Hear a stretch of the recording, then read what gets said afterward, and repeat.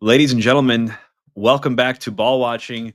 Got the duo back in town here, Justin. I have resurfaced from my whatever you want to call I'm in right now with having another kiddo into the mix, but I'm happy to be back, man. I feel like just with the break between you doing the last pod and then us not playing a game basically for those 10 days, I felt pretty unplugged for a while. So it was fun kind of getting my heels dug back in and obviously watching the game. I mean, it just a lot of good vibes feel like have surrounded the team since I left. Maybe I've kind of got like this Billy Bean effect. I don't know, man.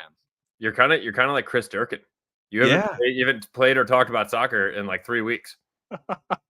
No, it certainly feels like that, man. But I mean, obviously, we have some good, fun vibes to talk about in this one with the recap of Nashville. You've got us, Justin. Let's just cut right into it before we get into the preview as well. But let's talk about what are you watching right now because a lot of action has just taken place for the last week or two with Leagues Cup. But fill us in, Justin, on the action, what's been going on, where things are at, and what's coming next. Leagues Cup has been pretty wild, Jake, to be completely honest. I mentioned it in the last episode, things that you need to be watching, and that was one of them. And there was 3 games that mattered last episode, and one of them ended up mattering a lot, and it was the LA Galaxy. I told you guys in a little preview. Here it is. And lastly, the LA Galaxy play at 10:35 p.m. Central against Santos Laguna. And they're as well. And the LA Galaxy, as of right now, only need to win by 3. They needed to win by 3, Jake, and the LA Galaxy won 4-0. And so they snuck into the playoffs. So how it works is with the outside of this. So now that you can see, for anybody that's not seeing visually, we're now into the semifinals, the quarterfinals of this. And so top 4 teams in the MLS made it. And that was Seattle, LA Galaxy, in Orlando in that order. And then also the top 4 teams out of Liga MX made it. And so now the top team in the MLS plays the number 4 team in the Liga MX and all the way down until you get those top 4. So on one side of the bracket, and all these games are next Wednesday. You have a 7 p.m. kick for Miami, an 8 p.m. kick for Orlando, a 10 p.m. kick for Seattle, and a 10:45 kick again for LA Galaxy, all next Wednesday into the quarterfinals. And it's pretty electric. I tried doing a little bit more research on what these teams could win. There's a lot of things. We'll kind of touch on it after those games go through, but ultimately it's rumored that the winner will win $2 million of this tournament as well. Yeah, it kind of hit at a time where I wasn't really able to watch a lot of it, but from what I've heard, the phase play or whatever they called this, it was phase one, right? Phase 1. Yeah. Yeah, pretty unique, right? With selection for the teams, and then only having the top 4 from each respective league advance, and only playing those from the other league exclusively in that phase.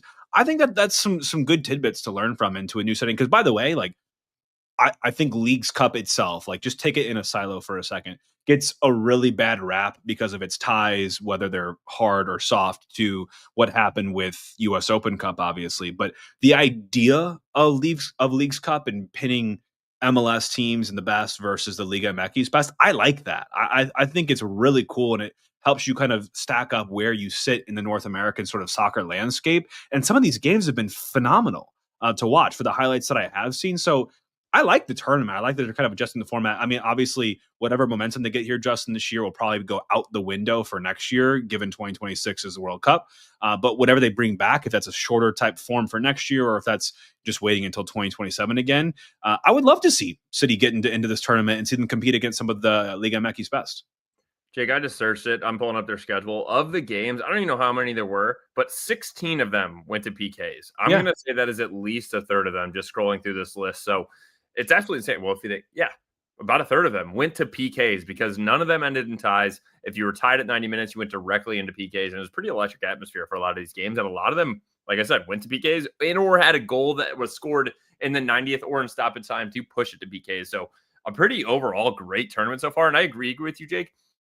It's the other side to see how then you line up on your side to then into the quarterfinals play against the other side again. I mean, now the only time that an MLS team or will play another MLS team or Liga MX team will play another Liga MX team is if they both win in those quarterfinals and then meet in the semis, or if they both win again and then play in the final. So it's a great way to match it up because you're playing against competition you never play against.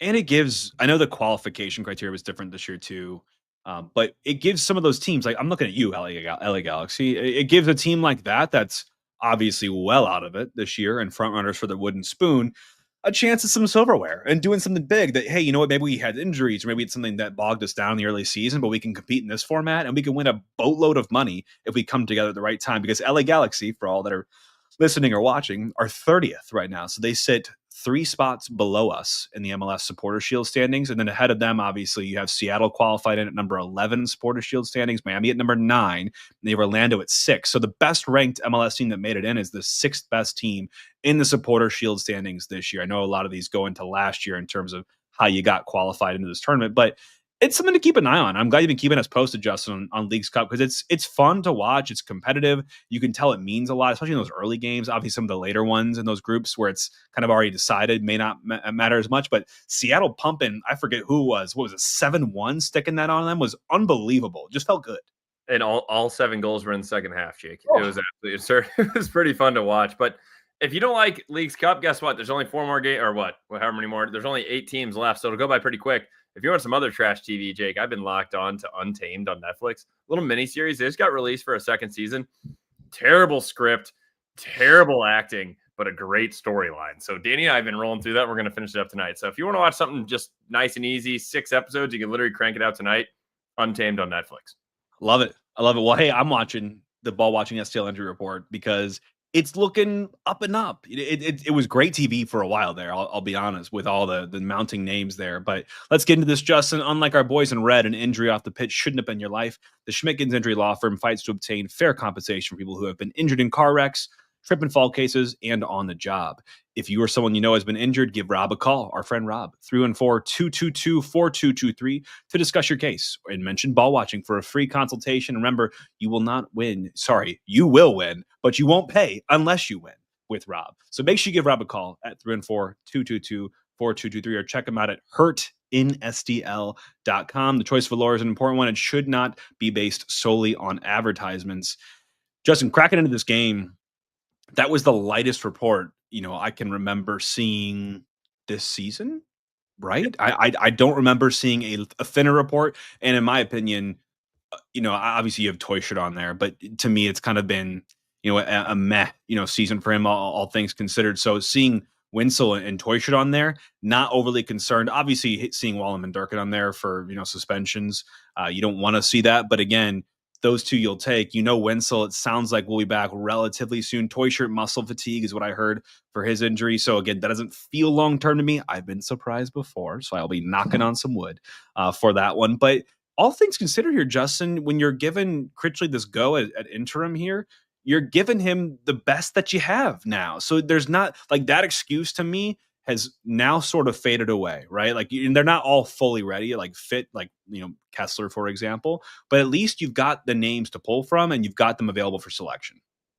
And it's not only that, Jake, I agree. It's giving Critchley some time because that is going to be 10 full games. We have 9 games left, including the last one would have been 10 for him with pretty much a full squad of anyone you're picking and include Songbin, Paddleford, and include Fall. We're bringing in guys like this. This is truly a time where I talked about it in the last episode.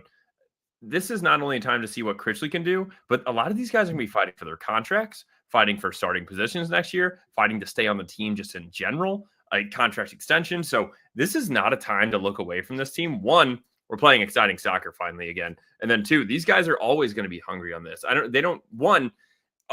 keep going back to 1, but I would say the biggest thing is no one wants the wooden spoon either. These guys are professionals and true competitors. They are going to make sure that they are not finishing last.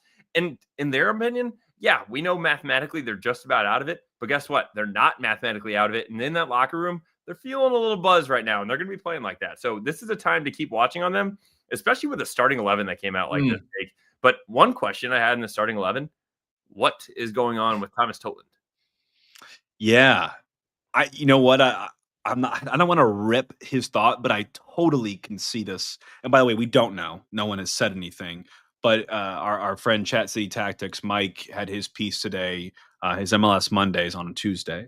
And his explanation for the Totland of it all was putting Orozco in that right back situation here in this game, especially because, I think if you look at the defense, like most of those guys, even Padelford in this game, pretty stay-at-home defenders. No one really ventures too far up into the mixer in midfield. And you had Leuven and Morales. I would say Morales more so than Leuven, a little more conservative in midfield. And you kind of let your front four go, and Leuven stepping in there when he could.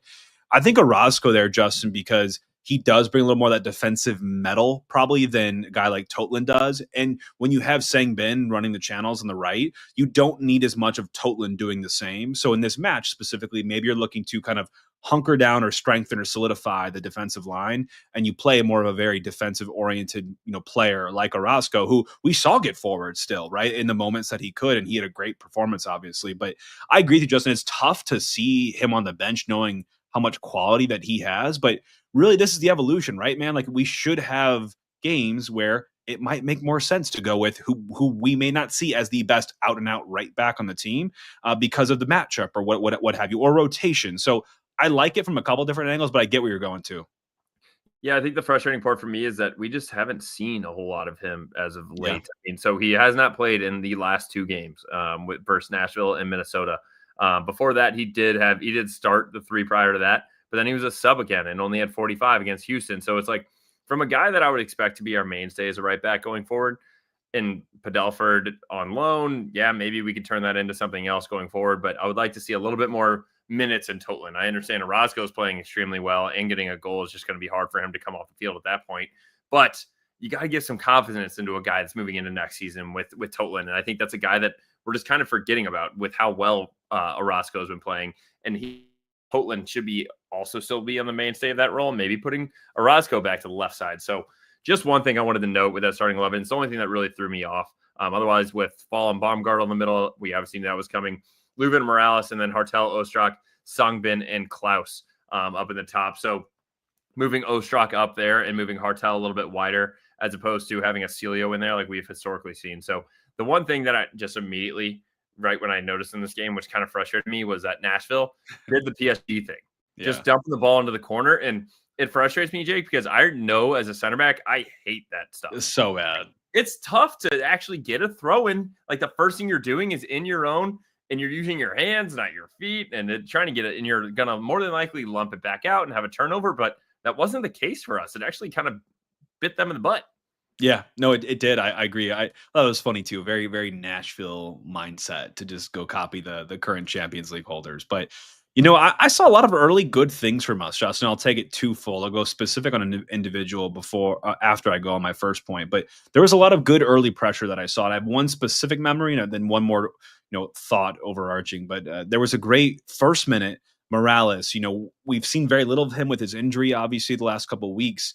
His clavicle, right, with his neck and his shoulder. But what he's always done well, and I remember it from preseason even, is those chipped or those lofted balls from a deeper line kind of playmaking midfield position over the top of the back line to an oncoming runner, whoever that is. In this case, it was Sangbin, who then laid it off for Klaus, and we had a quick early shot. It was wide. It was pulled wide by Klaus, but that was in the first minute, kind of rung the bell a little bit, signaled to Nashville that we are not where you are at in the standings, but we are also not going to go away quietly. I think as well what you saw in that early, first couple minutes especially, was a tendency for us to get up in numbers and really, really press Nashville and make it very difficult for them to pass out of the back, getting back to their goalkeeper, forcing Willis to go long with that ball, even forcing them into some early errors and uncomfortable situations, which I think, again, a little more foreshadowing there. But defensively, Justin, it was hard not to have an immediate thought about one player on that pitch than Falou Fall. I mean, he was a breath of fresh air back there, right? Like the left center back we've always kind of wanted. And yeah, it's one game, and I'm definitely overreacting, but I'm going to put it out there. Like it was not perfect, and I'm not going to claim that it was, but some of the situations he found himself in, especially for a 21-year-old who has not had a lot of experience at the top tier of any sort of country and league, running backwards, to his goal and deciding the best pass of the situation was a back heel to Padelford in that situation, gets us out of pressure entirely. We can breathe again. Absolutely running through Mukhtar, the 2022 MLS MVP, in 1v1 defending, winning the ball, doing the same, but in a sliding fashion a couple minutes later, showed a lot of his, I think, technical ability that we are being touted and what we were sold and why he's here. he also showed a little bit more of his youthfulness, right? With some of those wayward passes and just being a little bit aggressive at times. You don't need to, but I was really impressed here. And it doesn't take much, right? Because we've never had a true, ready-made left center back that's been healthy and available for us consistently. But I like the early signs. I think he looks like a really good bit of business. We mentioned before, we received some DMs from overseas about people like, you are really going to love this guy, not only from a personality perspective, but also an absolute workhorse and a young guy that has untapped potential. And we're starting to see it very early on. Like, again, I don't want to get too ahead of our skis or whatever that saying is, but getting too excited, might as well at this point, Jake, because getting excited about with this team. So I appreciated it. And then honestly, after that, I was like, wow, we're kind of off to a hot start. In the 22nd minute, had a great sequence where we had Hartel gets on the ball in the left channel, lays it off for Ostrak, who drives near post, tries to make a kind of open up his hips, make a right-footed shot into the far post. A great kick save by Willis. Orozco follows up, clears up, and that's cleared off the line. Then Hartel whips one near post, and another big save by Willis. And Jake, that was ultimately what got us to our corner kick for this goal. Yeah, Orozco gets a situation here where, it's off the corner kick. He gets the goal, but how it happens was interesting, right? Because you have Padelford crashing the back post.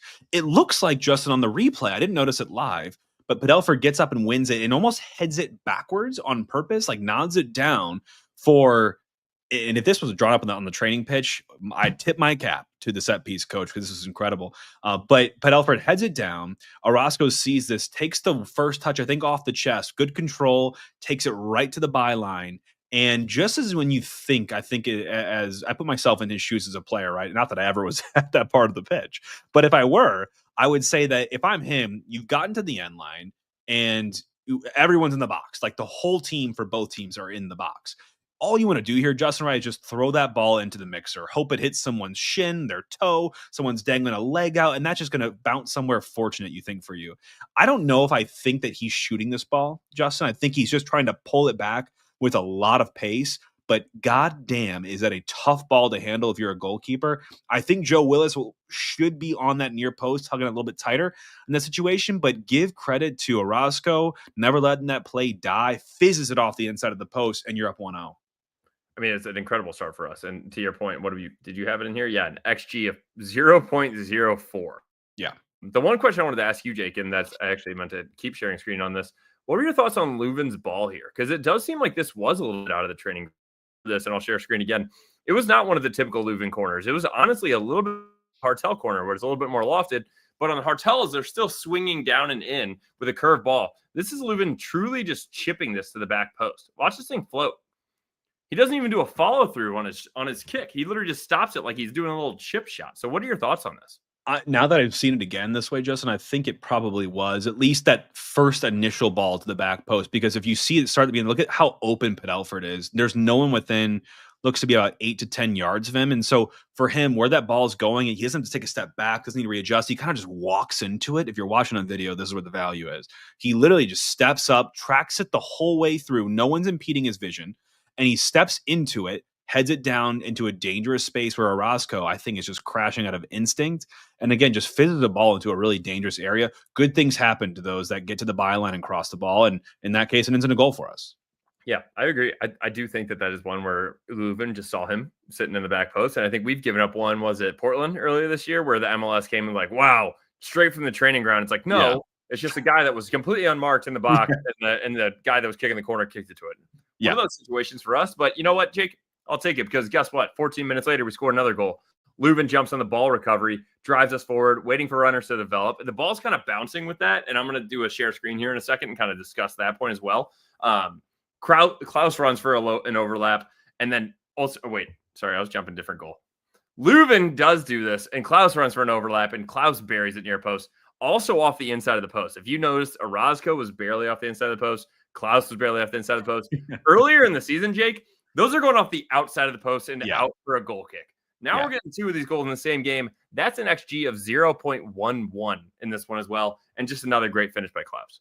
Yeah, I mean, do the math. 0.04, 0.1 for my XG fans out there. That's 0.15 now showing 2 goals for. So that is taking your chances. That is being clinical. That is being lethal. Any type of buzzword you want to say that we've said in the show in the past, that is what these situations are. And that is a striker's goal too, Just. I want to call that out, give Klaus his credit, because credit's due there as well. He makes that happen. Like Leuven gets the space, occupies the space. Klaus frees him up by taking a runner with him on the overlap. And you know what? Klaus isn't looking to make this any fancy. He's going to say, I'm going to challenge Willis on this. I've made the run. Now I'm going to fizz a shot, and there was a lot of pace. You're going to have to handle it, buddy. And for him, that sort of shot, like you said, wasn't happening earlier this season or even last season. Like that luck wasn't going for him. So when you find yourself in those chances and that confidence is there, it's built up on you, and you have goals to show for it this season, finishes like that are going to happen. That was a striker's goal, in my opinion. It wasn't. I wouldn't call it fortunate. I think, again, Willis probably needs to do better on that near post there in terms of making sure nothing creeps in there. But the pace, the venom on that shot from Klaus, that's a striker's goal. I'm happy for the guy. Gets back on the score sheet after a little bit of a lull there last couple games. Yeah, the one thing I'll say on this for anybody that has not played soccer, but from a defender standpoint and a goalkeeper standpoint, this just as well as anybody, Jake. The near post is the goalie's job. The far post is the defender's job. As a defender, you're supposed to be able to make sure that that someone that is shooting is not putting it in the far post, and the goalkeeper is closest to the near post and knows exactly where that is, so his positioning should be there. So both of those goals are ultimately going to be on Willis. I will say, obviously, both of them pretty close range, hell of a lot of power on both of them. Also, both off the inside of the post. Tough for him, but it is going to land on the goalkeeper on that one and none of the defenders. Yeah, I would agree, Justin. So, I mean, you go into half, basically. There was a little bit of frailty at the very end of that half where we haven't talked about him yet, but Ostrak, playing in the 10 here, we know that, he's so good on the ball in terms of dribbling, right? Getting out of pressure, those little tidy touches in and around players on the half turn, and tried dribbling out of some pressure, got caught up, led to a final Nashville opportunity. Nothing huge, but a little bit of frailty there. And then we came out and let up an immediate chance as well in the second half with a ball over the top that almost undid our back four, with Surridge being on the end of that one for the finish. Berkey was equal to it. It was offsides as well, but they ruled it off because the save was already there. But that was something that I caught, Justin. If you want to give Fall a little bit of constructive criticism, or just call out something defensively, I think we can still move the needle on, is the positioning. And I think as the ball is played, you're just on the other side of halftime. You've kind of just gotten back up and out there. And the back four, where they should be in line together or in sync. When you want to step, everyone steps. When you drop, everyone drops. You can see notably on this screen that you're showing us right now, Justin, that Fall and Padelford, it's not just Fall, on there, are absolutely keeping Surridge on side, and they enable this play in doing so. So it doesn't hurt us in the end, but those sort of lapses have absolutely killed us past in this season. So those are things that you're going to work on the training ground. I guarantee you Critchley is showing that to the boys this week and working on that sort of positioning, especially just waiting for that ball to be played, making sure we're all together, all on a line here, because we cannot give good attackers, good strikers like Sam Surridge a look that freely in on goal. Yeah, I mean, that's a guy that's leading the MLS in XG. He's tied for most goals with Messi. And on this one, Jake, it's all about rest defense. And that's the first thing they're going to talk to Fall about. It's probably not something that either he has trained with before, or something that this team obviously needs a lot of focus on. So he's going to get it pretty quick, because we have to be talking about that in every post-game match in the video session, because the ball's not out of danger yet. It's still in our defensive third, their offensive third, and we're kind of walking up as a back line. That is not the time when you rest. The time when you just walk up as a back line when the ball is in Roman Berkey's hands. At this point, we need to be communicating with each other, making sure we're marking everybody, waiting for the ball to be clipped back in, because you can see that when he crosses his right foot over his left, and then he has to turn and do another 180, and that's what takes him completely out of position as Surridge is sneaking in behind. So that's one that is truly on the rest. Again, I think he had a great game. That's one piece that I think we can definitely step up on. And there's another one that I'll show later. That is another rest defense piece for him. But Jake, we end up getting our third goal. In my opinion, this is all due to the press, and not something that we've typically been able to say for the rest of this whole season. Look at where this ball is from me that's watching the screen. You can see Simon Betcher is about to hound this. It goes to the midfielder, one time back to the goalkeeper. You can see Leuven also here, Jake, which I absolutely loved. He tells Simon to go to the keeper. Do not let him take a touch. Keep running, keep busting your butt, because guess what? Long ball from Willis doesn't go that long, doesn't even reach half. We get a Roscoe going up for it, heads it back into a bouncing ball into Leuven. That's what I was talking about earlier. And Leuven, if I was him, my eyes would have been lit wide open. Yeah. I would have been smacking that thing on up 2-0, top of the 18, ball bouncing towards the goal. but good for him to have the composure to try to lift it in up over into Simon. Great touch by him. Ultimately gets his shot blocked, does a nice little chip to the back post. Originally, when I was watching it live, I thought he was shooting it. No, that thing was going wide. So it was a great touch by Sangbin to end up putting it in the back of the net. I like this goal a lot, Justin. I think there's a lot of positives to draw from it because it's been a really tough season. Let's just call it what it is for Simon Betcher, right? I mean, this time last season, he was looking like the hero, right? And along with the other newcomings. And this season has been a lot less, right? He's found himself in some great positions, just unable to pull that final trigger, or if when he does, not able to finish. And been really frustrating, right, to watch this season. But unleashing him in that sub role, right, where you get him in, what do we get him in the 62nd minute? He came on for Klaus, giving him a half hour to go wreak havoc. We're only a couple minutes in here for this highlight. So he is fresh as can be, absolutely creating panic on the Nashville back line, forces Willis into a bad clearance. And he, in one way or another, creates the goal. And that's even before I would say, he actually gets the assist here. So you want him to get that goal. I do want him to get that goal and get that back in his locker because his finishing was so great last season. But I agree with you. So much positivity here with Leuven choosing to be not selfish here, which I was a little bit, about when he wasn't decided to, because a Leuven volley could have been pretty nice as well. I think that would have been a nice goal to see fly in because that he's just going to pound that thing and it's going to be on frame. And then Sangbin getting the goal, right? Not his debut anymore. He's been here for a couple of matches now, but important to get that instilled in the confidence, seeing the ball hit the back of the net, even in like that opportunity. It wasn't the sexiest, but it works. It's functional. It gets your name in the score sheet. And now your season, right? Like it's been a slow season for him. You're off and running. Yeah, Jake, I'm going to do a quick one that we have not done before for a goal, but shame. Shame on the MLS and the fun police. This little celebration here by Sangbin just got him a fine per Tom Timmerman. That if anybody that's not watching this, Sangbin did a little gun shooting a gun shooting hand gesture towards our own bench, and he's getting fined by the MLS there. Yeah, I understand. Yeah, we should not be promoting gun violence, but I mean, it's a goal celebration in the MLS. That's what is that going to right. $500? But yeah. Hey, let us have a little bit of fun when we don't win many games, okay? And Sangbin means nothing by that. If anyone means nothing, it's Sangbin. So I love seeing that, Justin. I love the timing too because it's the 65th minute. You're now up 3-0 on what were and still could be Supporter Shield contenders at home. City is, Energizer Park is buzzing. And this is when the thought starts to creep into my mind. Okay, I say, hey, 3-0, much better than 2-0, right? If it was 2-0, it might as well be tied in my mind, considering how many times we've been burned this season.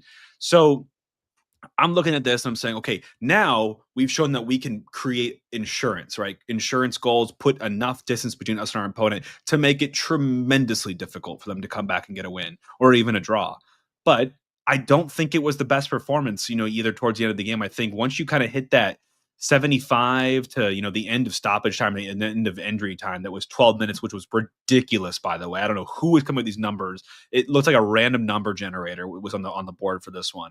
But it did not ease my concerns. I did not feel much more confident in the guys. It was better, but it was not what I want it to be. When I say that, there's a couple of instances I have here, like the 79th minute, there's a late runner that squeaked between Baumgartel and Fall, a late runner from deep midfield, where those are tough runs to track. Absolutely. Where they start with a midfield tracker and you got to transition off to a center back here in this case. No one caught it. It ended up with a Brugman shot being curled off the post. Berkey saved the follow-up. That was one of the lows, I would say, in Fall's night, definitely, outside the one that we talked about already. He just kind of got caught in no man's land there, Justin. I know you noticed the same thing I did. But a minute later, they get on the board. And that's just like it's a bummer because it's Morales, because a veteran shouldn't be making this type of issue or challenge in the box at this point in the game. But Morales takes down Mukhtar. It was lazy. It was leggy. Why is Morales playing 80 minutes into this game? It baffles me how much we've had to lean on him as a guy that was a free agent coming into this offseason. I think he's got some good quality, but I don't think he should be just inserted right back into playing full 90s. He didn't play a full 90, he played 85 minutes here, and I think he makes a dumb, tired mistake. And that erupted into the whole PK stuff, Justin, which the stutter step with Mukhtar, Berkey saving the initial one. Really want to call before I shut up here, razzing up the crowd. You could tell, I think he's reading some tweets because immediately when he said that first one, it was hype. Obviously, the roof lifted off the place, but he turns around and kind of gives like the can you hear me, or like revving up the crowd, as in like, get off my back. I've finally done it. Everyone can shut up now. And of course, I felt so bad for him and gets called back for him being off the line on the stutter step kick. But Justin, what were your thoughts on the goal, or if you want to get your take on the whole PK of it all? The PK of it all, Jake, my favorite part about this was that they said Hani Mukhtar's last 10 PKs. Did you know that this was actually his 11th PK this season? It's absolutely absurd. Oh my They God. have had 10 PKs already this season, and he has scored 7, as they are showing here. So his last 10 is not like over his career. It's literally been in the last, 6 months, which is absolutely absurd to me. But yeah, the whole stutter step, yes, technically it's legal. I hate it. I hate how slow he does with his drag foot. And then you can see you have 3 Nashville players that enter into the see. Also, Berkey is off the line because of the stutter step. So it really threw everybody through a loop. It's almost like when Shaq shoots a free throw and no one knows when it's actually going to go up. It's like a hesitation. And then he finally shoots the ball. And then, yeah, it gets called back. 1, because Berkey can't leave the line. And then 2, I saw a lot of people complaining about it on the Facebook group, but ultimately it would have been called back by all the defenders and offenders that were in the box as well. So 2 sides of it. And then unfortunately, yeah, he buries the second one, but I was happy to see Berkey make that first save. And then also the initial save was great, but then he also made the rebound save on that, which was huge. So regardless if it counted on the goal sheet or not, I think it's a big confidence booster for him, because that's in the back of his mind, and it always has been. And so, old wounds come back. We're up 3-1 only with 10 minutes of normal time. What we were to learn would be 22 minutes total in time left in this match. And you start to see some of the, obviously, definitely some tired legs, but some fresher legs with some subs in a duels, right? Like, because this game was physical. It was a battle between Nashville and St. Louis here. And Orozco, my man, obviously putting on a great performance here, but getting into the heads of some of these attackers as well. Him and Teal Bunbury dueling in the box in the 90 plus 4 minute, where the ball got bundled in on this kind of freak play, but Bunbury had fouled him on this little exchange they were having. It looked very, very mutual. The replay showed a little bit of high contact on the Bunbury side, which the referee ended up calling that goal back for. It wasn't VAR. It was just on the field, which when it's called in the field, probably not being called back, even if it does look a little subjective there. But they were both taking part in this. It looks like Bunbury took it a little far, but Orozco was living rent-free in the Nashville guys' heads. I mean, it's kind of tough that I'm shocked that this was called a foul on us, because look at this. He's almost pulling his jersey over the top. Yeah. It's like a hockey fight, but it's right on the end here. That's where he does a little right-handed hook, and the ref is staring right at it. He was seeing the whole thing happen. Yeah, you're going to let that play on usually for most of these. But yeah, we are very lucky, Jake, that ultimately did get called back, because then we're really starting to sweat. We were up in this game. We really thought we were going to get out of here with an easy dub. And then unfortunately, then we're turning back into this, and it's going to be 3-2, and we don't really know what's going to be happening. So ultimately, we squeeze it out. Yeah, there was one that I don't even want to, because I'm going to keep this positive, but Foley, another rest. He kind of got caught in no man's land, as you already mentioned earlier.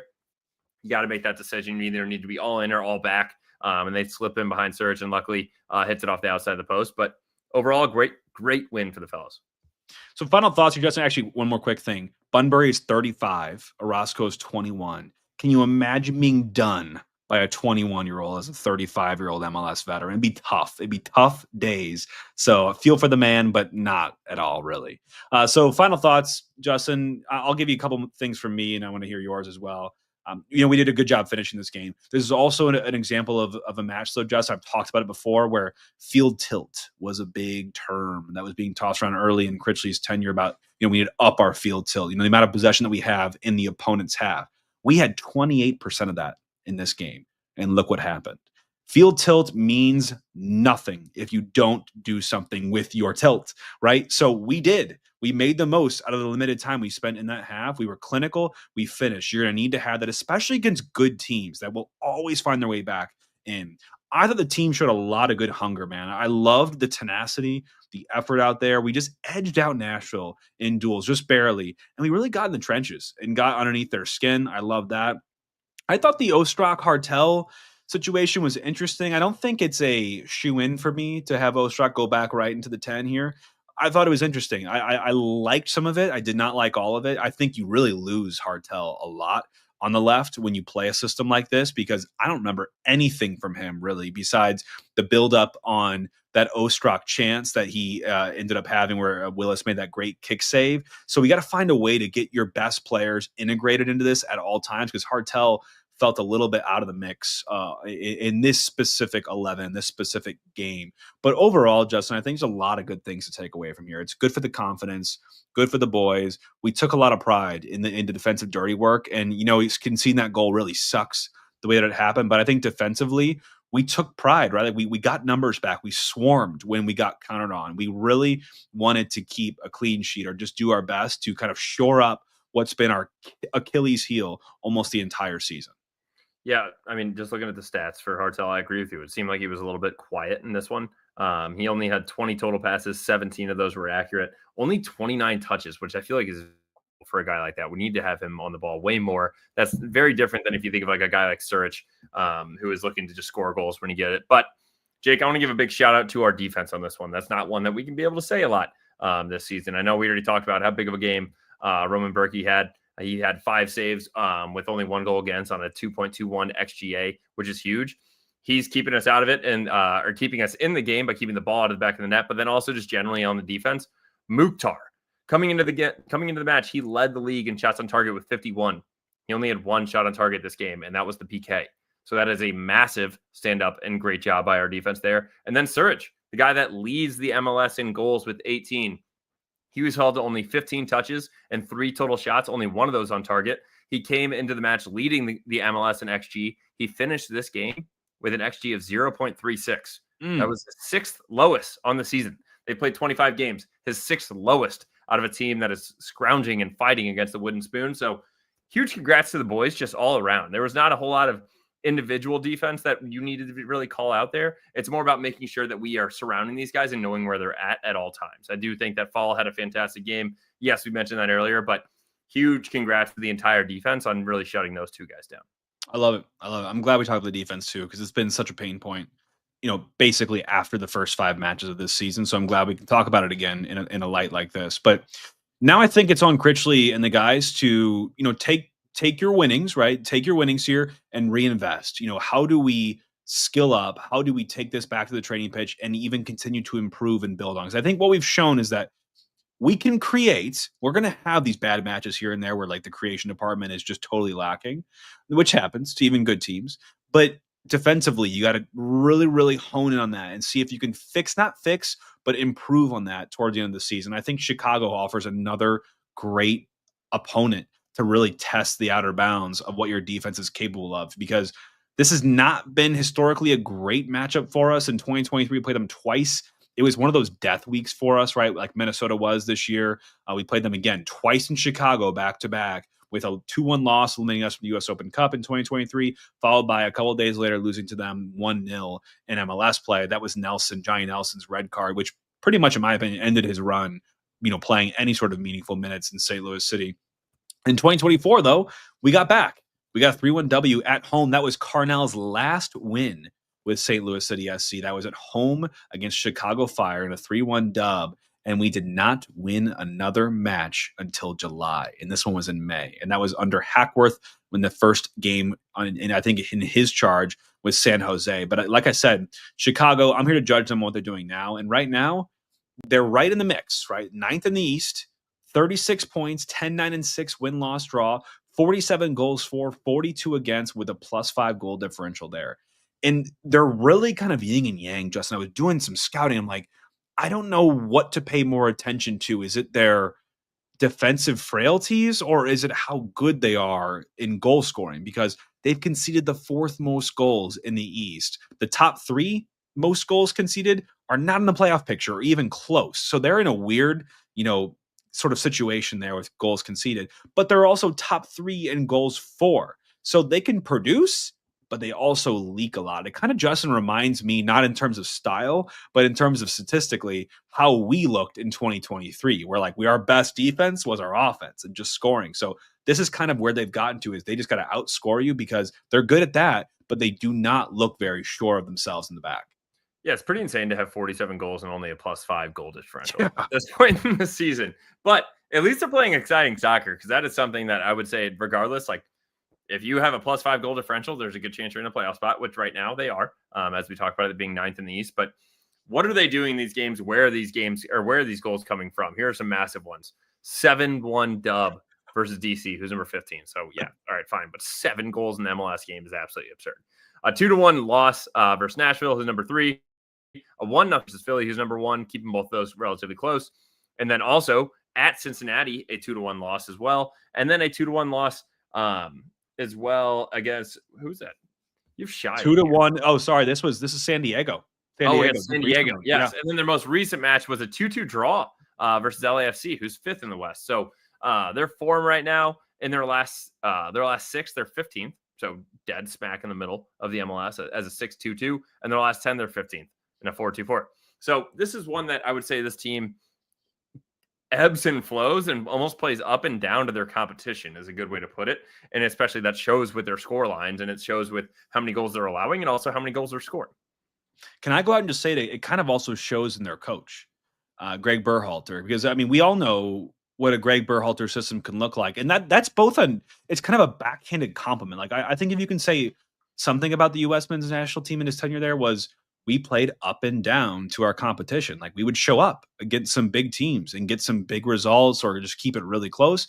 We would also, play St. Vincent and the Grenadines and make it kind of a match. So there's that to say about Greg Berhalter, but he's obviously the coach there. He plays on a 4-3-3 with them, offensively efficient, like I said before, very defensively vulnerable, though. Not a beautiful type of build-up type team. Lots of possession in their own defensive third, but they have got attacking talent for days. That flexible front line they have of Kuipers as their central kind of target striker, supported by dynamic wingers like Bamba and Brian Gutierrez. They're great dribblers as well, number 6 in take-ons in the league. They have creativity out the ass with Zinkernagel. I think I'm saying that right. Zinkernagel. By the way, fun name. I wish we had one of those on our team. Orchestrates and provides service for them. That system kind of pivots through him, quick transitions, wide overloads.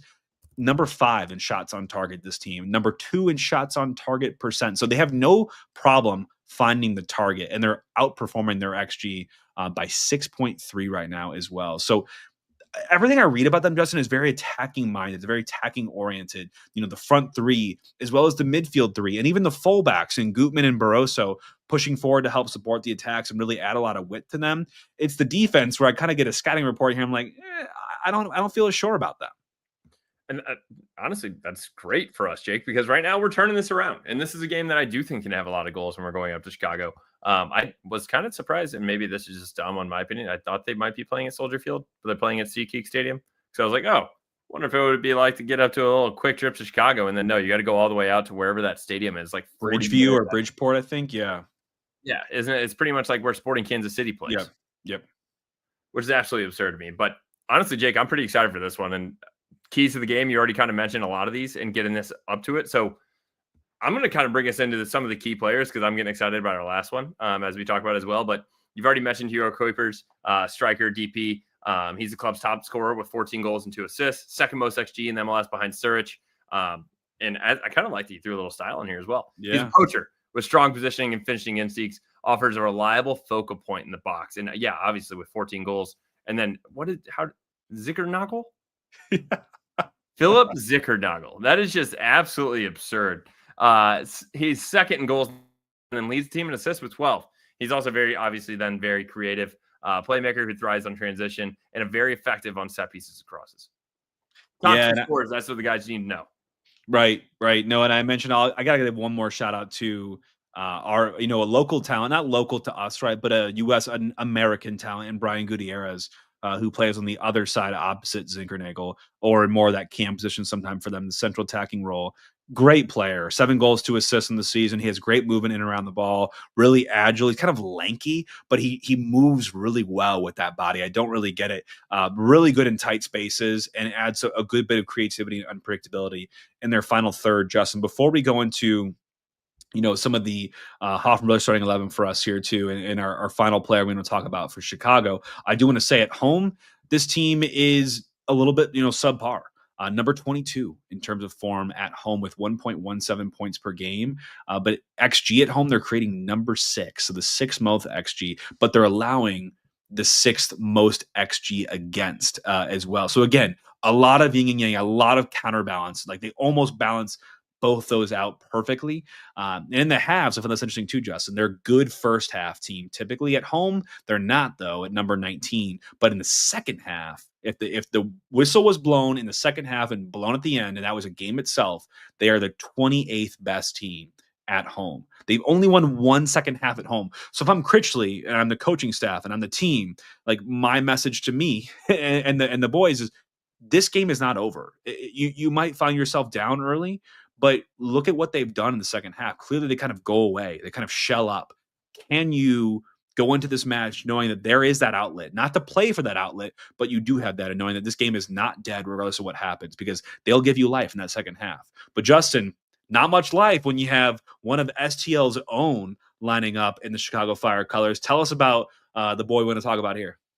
Mr. Tom Barlow, Chaminade's very own, then went to Wisconsin. He is what I would call Chicago super sub. So he's played in 18 of their 25 games so far this year. He has 3 goals and just 4 shots on target. Yes, Tom is scoring 75% of the shots on target that he has. And I think he only has 4 shots maybe on the season. So he is scoring at a very high clip, which means he's the leader in goals per 90 for them at 0.85. And guess what? We're going to be interviewing Mr. Tom Barlow tomorrow as well. And we'll be probably we could probably turn that around and drop it tomorrow night. Yeah, no, it'll be so fun to talk to him and get a little bit of a look behind the curtain, because yeah, you said just the 3 goals, and he scored those 3 goals in that 7-1 routing of DC. So I'm looking at Greg. I'm like, Greg, play this man. Goals per 90, 0.85. Well, we would kill for that on this team. But no, Tom Barlow, you and I have both the pleasure of playing with him. I know you played for him much longer than I did, but such an incredible dude. And I'm so excited to talk to him tomorrow and get a little scouting report behind enemy lines and see what it'll feel like for him as he takes on the hometown team here. But we'll bring that interview to you all here shortly. Probably if you're listening to this tomorrow, like really soon on the heels of this. So make sure you come back for it. Yeah, absolutely. And then the last thing I want to touch on before we off from the starting 11 is injuries for them. Nothing really notable here, but just more of a sad one, Jake. Chris Mueller, who is actually, and I want to bring this up with Tom, played at Wisconsin with Tom. They were classmates and teammates at Wisconsin. So Chris Mueller is a guy that is an absolute workhorse and just a great guy as well. And unfortunately, he's out for the season with pericarditis. I think pericarditis. Thank you. Which is an inflammation of tissue around his heart. So you could see, I think it was 2 weeks ago, the Chicago Fire put out a video from him. And it's been just really tough on him and tough season for him, but working through it and battling for it. So just want to give a big shout out to Chris and hope all is well there. Never want to see anything like that. No, absolutely not. And people forget Chris Mueller has a couple men's national team caps as well. He was in the picture for a little bit there with the U.S. So shout out to Chris. Obviously thinking about him and his family. Obviously that's a really tough injury. And it's not like an injury as much like a condition, right? So you're hoping that he's able to get back to what he loves at some point here soon.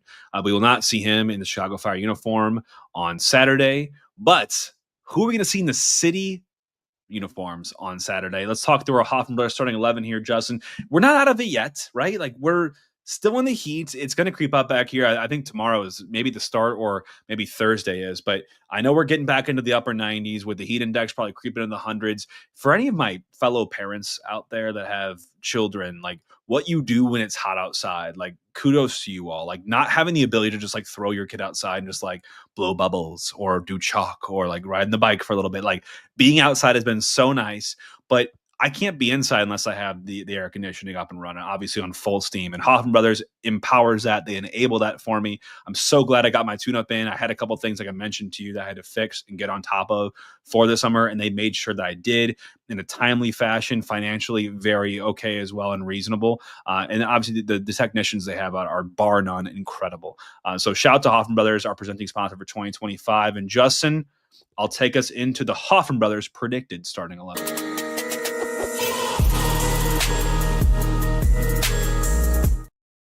You take us, Justin. You led the show while I was out. I'll give you the first crack here. Tell me what you think you would do if you're Critchley here. You know what, Jake? Wow. I get very frustrated in this because I'm just going to go with what I think should happen. And it's probably the right choice. But I'm going to put Orozco back on the left, and I'm going to put him there with then Fall, Baumgartel, and then Totlin on the right. In front of them, I think you're going to go Leuven or Morales. And then I think in front of them, I'd like to go back to the Celio with Hartel in the middle, Sangbin and Klaus up top, because I agree with you. I think that we lost a lot of the Hartel there, and I didn't see as much. Ostrak, yeah, had some positive points there, but I think that you could see just as much out of Celio on the wing and even more from Hartel with him being underneath the Klaus there. So sorry, I went through the full 11 real quick, but I want to get your thoughts just generally on that. Yeah, it's tough, man, because I love the idea of finding a place to put Orozco because he's just been solid, and he was in the team of the week this past week in MLS. It's also kind of tough to unseat Padelford too, because now you've seen two different sides of him. Where like one, in one match he's the guy that can run up and down the left and provide services and good service at that, by the way, on the left flank. And you also saw a game like this where he can kind of stay at home and he can do some great one-on-one defense. He can contribute on that Orozco goal as well and set pieces. It'll be tough, I feel like, to dethrone him. But again, I got to be thinking about the future here, right? If I'm Critchley, if I'm Lutz, if this is truly a loan, no one mentioned an obligation or an option to buy. Are we looking at bringing him into the fold? He's a young guy, right? He's still got tons of time. I think he's 22. If we're not looking at this long term with him, I do not think we should be putting many eggs in that basket right now, right? Like, it's great, he's good, but he's not a part of the future if we don't have those. Now, if we do, I think you still probably stick with Padelford, in my opinion, on the left side. And I don't know, Justin. I think Totland Orozco is a battle here. It depends on what you want to see. Like, if Sangbin's not on the right wing, it has to be Totland in my mind. But if Sangbin's on the right wing, I think that opens up Orozco to step back into that right back spot. So that's, I think, the fullbacks is kind of like the big debate in my mind. Otherwise, I agree. I think Leuven Morales step back up. Some might say Ostrak's been good. No, I agree. I think he's been good. But I think Morales and Leuven have a little more contrast maybe than Ostrak and Leuven would in this case. And maybe Morales swaps out for Ostrak, at the 60-minute mark or something like that. So we prevent these types of, little things here and there at the late side of the game. But let's talk about the attack as well. But you've thoughts on that midfield and back line? So the one thing I will say too is, yes, Kessler did play for City too. So there's a chance that he could start there, but there's just no point in my opinion of throwing him straight back into a full 90. Yeah. If anything, if you want to bring him on, or if you want to, or maybe if he starts, then he plays 45. I just don't want to take any chances of possibly going with an elongated injury there. So wanted to quickly mention that. And then I also want to talk about this, Jake. I think that you could have Totland and Sangbin on the same side. I would like to see him get up and see that connectivity between those two and what they could create there. I think it's something that, okay, then if he goes, then you need to tell Morales he needs to sit. That's just got to be a learning objective for him. And that's the fact of, hey, if Totland's going forward, you can't also get up and float like you used to. You need to stay back. You're professional. He's got to know that he's got to have defensive duties as well. So I would like to see what Totland and Sangbin can do together.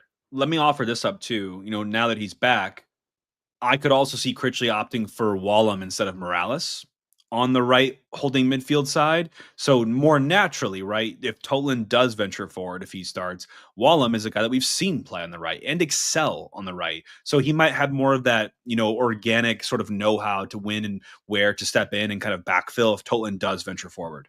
The Wallum part is just so hard because we talk about it. It's like he's without a position now that we don't play a back five. But I agree with you. Actually, maybe he's more of at least to give him a minutes perspective, even if he doesn't fit.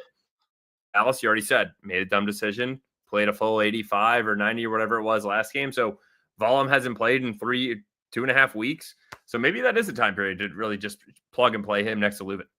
Yeah, I also feel something about him, though, too, with the whole loan thing. It's like, is he a part? Like, are they going to trigger something? Is there a buy option? Because if not, we shouldn't be playing guys that don't have a future at the club at this point with 10 games remaining. You know what I mean? Like, let's build for the future. Let's see what we have versus what could be if there's a little bit, undecided on their futures. But I like the attack as well, Justin. I think we're totally aligned. Not that I'm willing to just throw away the Hartel on the left's experience because he did well at last year in that position, right? Kind of inverting and coming in and chance creation for us. But I want to have a little bit more than we had last game. And again, Ostrak didn't take the 10 reins, right? So I want to see Hartel given a run right there again here and Celio back on the left again to give us something different in 1v1 situations. Because if I see a back line that looks as shaky as Chicago's does, I want to throw different things at them. I want to throw verticality via Sangbin at them. I want to throw one-on-one take-ons with Celio at them. I want to throw cheeky one-touch, sequences with Hartel and Klaus at them. Like, I want to throw everything I possibly can on a repertoire at a back line and say, let's see what sticks. Like, maybe we'll find something that we can go back to. But we want to see a variety of different ways of attacking. So that's why I like who you said, because I think all of them kind of bring their own sort of piece of the puzzle. Yeah, because now we have no shortage of guys on the bench. Now we're having almost a hard time of like, who's not making the bench? Yeah. Like Sunday, when was the last time we spoke that man's name? Yeah. Like, so some of these guys are just struggling to even find the field, much less the bench. So, I mean, it's a good problem to have. I wish that we had it earlier in the season, but ultimately, Jake, what are our goals for this game? My goal for this game is score. It's the same thing that I had for Nashville. Score at least 2 goals, because I didn't think they were going to keep Nashville from scoring 2 goals.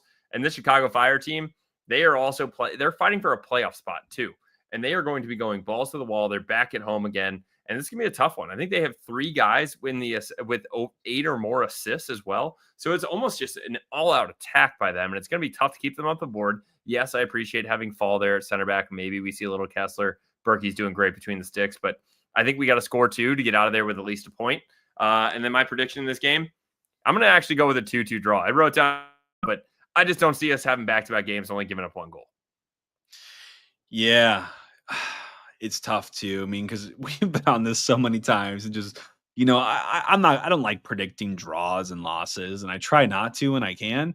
But I'm thinking a draw might be in our future here, and I think a 1-1 is where I put my time at. But what I do want to say is my goal for the game, outside of what I think was going to happen, is I just want this team to play free of all expectations and fears. Again, it's not mathematical yet, but it's all but in terms of playoffs. Like, we should have everything going in our mindset to just go out there, put on a show, and earn what is yours. And if something's not yours yet, go get it. If you're a guy that's looking for a renewal or an extension or what have you, or a move away from the club, so be it.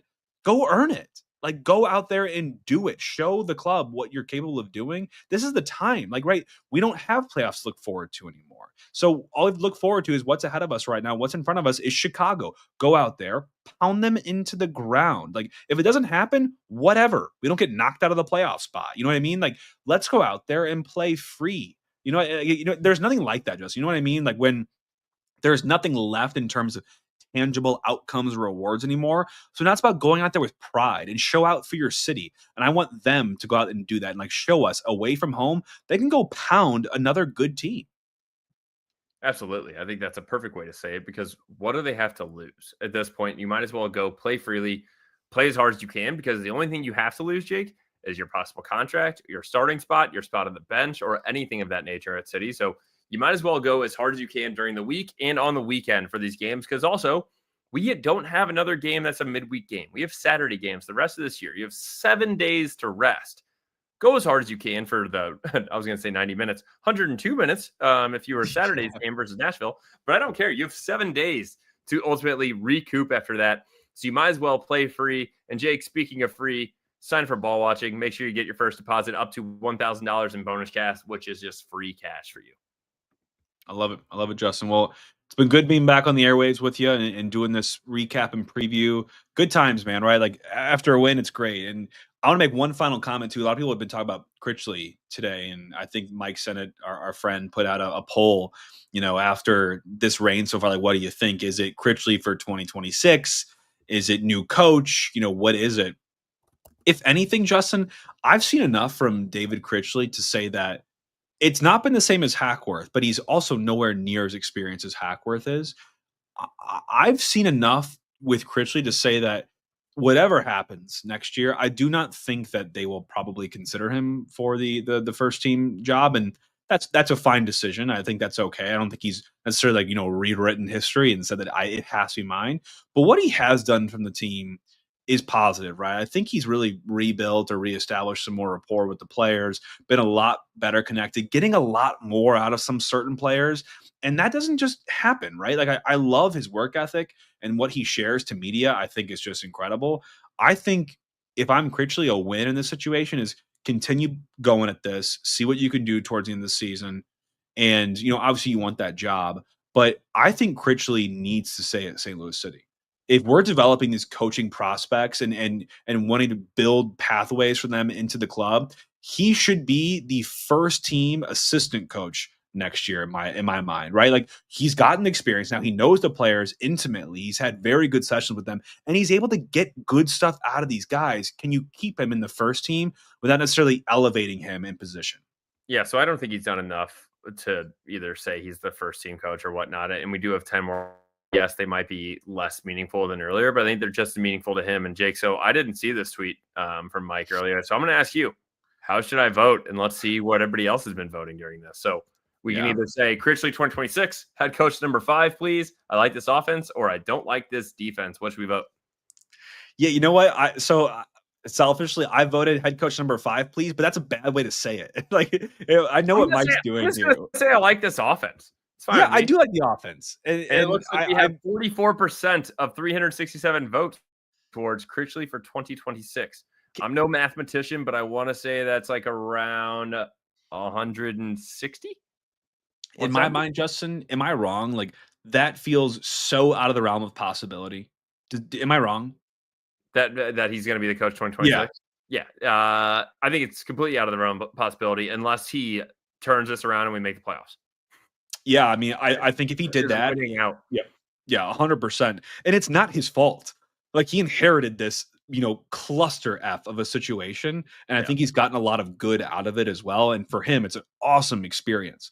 I just want to make sure that we prioritize keeping talent, especially like him, because I think what he's done again is very positive. Like him taking what was obviously again a dumpster fire and turning us around and making us playoff, eligible would have been a whole different thing. But him doing what he's done is also still very, very good, in my opinion. I think just for a guy that's not had that experience before and given the reins here, what was going on was poor, like really, really bad all around. And I think he's made a lot of positives out of it. And the players seem happy and genuinely so. So if you got a guy that can do that for you, there's not just saying like get rid of him and send him back to City too. You know what I mean? Like they're doing well, obviously without him, and maybe he can do that and the assistant coach. I don't know, but I want to just make a point out there and say that I think it's very, very important to keep him in the mix because I think there's a good ingredient we have found in what he's brought to this team, and I want to make sure the club feels the same way. Yeah, I think you got the locker room back, and that was the first step in this because I think that was completely broken after Olaf. So huge congrats to him for doing that. It hasn't been the season that we wanted to, but we're going to push on because, like we said, there's a lot still to play for. If it's not the playoffs, it's for people's contracts as a coach, as a player. It's for guys trying to stay with this team, trying to extend their contracts, trying to stay on the field. Hopefully, knock on wood, keep Roman Berkey. Don't let him go to Chicago this weekend and then stay up there with his now fiance. So hopefully we can go up there and get a dub and show him that he needs to be coming back here. No, that'd be good. That'd be good. I wish we could go, man. The Chicago trip would be fun, even though going to SeatGeek Stadium would not. But we'll be watching from afar and obviously breaking this one down for you all next week and rooting for a big performance of the boys in Chicago. It brings the best of us. So absolutely. And then if anybody didn't tune in earlier, we got a little interview tomorrow with Mr. Tom Barlow for the Chicago Fire. So stay tuned for that. We'll be dropping that. It will be the August 13th or so. So stay tuned. Yep. In the meantime, all for City. All for City.